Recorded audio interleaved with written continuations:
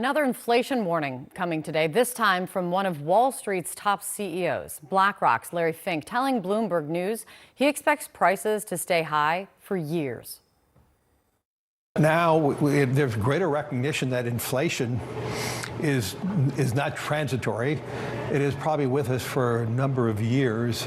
And it's the type of inflation that I don't believe the Federal Reserve has the policy or the tools to do much with it right now. And I'm personally not blaming the Federal Reserve for where we are right now. But I believe most of the problems we're living with today are more policy generated and supply generated. Add to that, a Democratic member of Congress is speaking up about the damage inflation is causing to many American families, arguing in a New York Times op-ed there is way more that Biden can do to lower prices. Joining me right now is the author of that op-ed, Democratic Congressman Khanna. It's good to see you, Congressman. Thank you for coming in. You say that you support the ideas that President Biden is putting out there and pushing to try to help lower costs in people's lives, but you also think there's way more he can do. Like what? Kate, we need an all-out mobilization to lower price. Every day it should be that we're running through a brick wall. Here's what he could do. He could appoint an emergency task force directing Department of Energy and the Department of Agriculture to buy and sell essential products in food and gas to stabilize prices. Julian Salazar, who writes for CNN, Princeton historian, endorsed the idea and said, actually, it's one of the biggest things that the president could do to have a successful first term.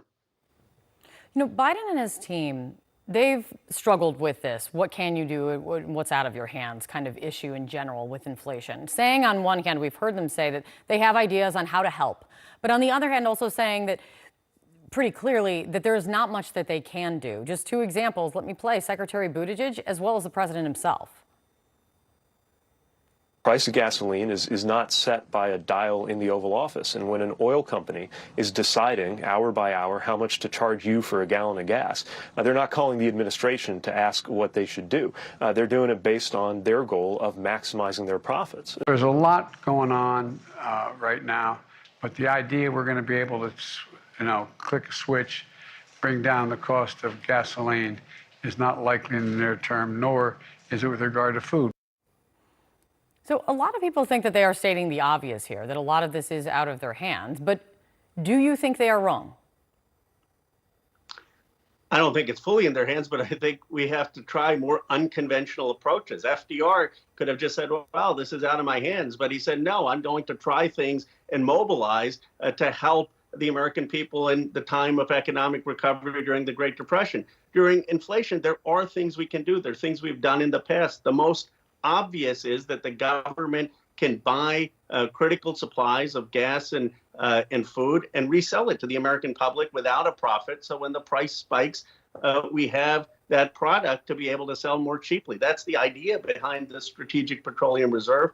That's the idea behind a lot of the Department of Agriculture's policies to have price stability for critical food like wheat, like eggs. We can do this, and we should be doing it. And the only other thing I would say is that we have to be willing to try things that may not be conventional in order to achieve the goal. Have you talked to the White House about this? I have. I've had good conversations with them. They say, well, how do we know it will work? Of course, there's no 100% guarantee that a policy would work. But if it's not working, then try something else. The other thing is, look, the big oil companies have made record profits. Sheldon Whitehouse and I have a bill saying tax some of those profits to give people a rebate so that they have some relief at the pump. I guess my point is this. I support everything the president is doing, but I don't think it's enough. My constituents don't think it's enough. We need to every day be saying, here are the 2-3 things we're doing to lower price. And I don't have this view that just let the markets decide, and if inflation is there and gas goes to $6, there's nothing we can do. I strongly disagree with that. I think there are roles that the government can play in intervention in an emergency to bring price stability. Really quickly before I let you go, a big focus also on the Hill this week is going to be the public hearings that are going to be getting started for the committee investigating January 6th. We've heard heard some reporting of how that investigation has been going now for weeks and months, but really the public display that is going to be put forth is a major moment for this committee. Just your take on what you think they can accomplish with these public hearings. Do you see this as the last best chance to show people or convince people how close the country came to the brink?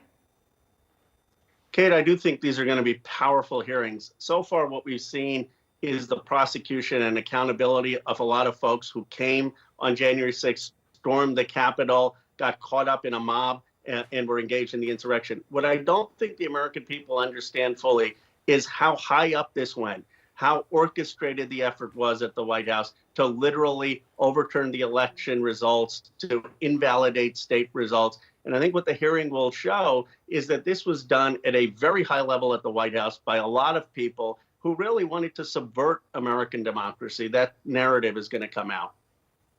Congressman, thank you for coming in.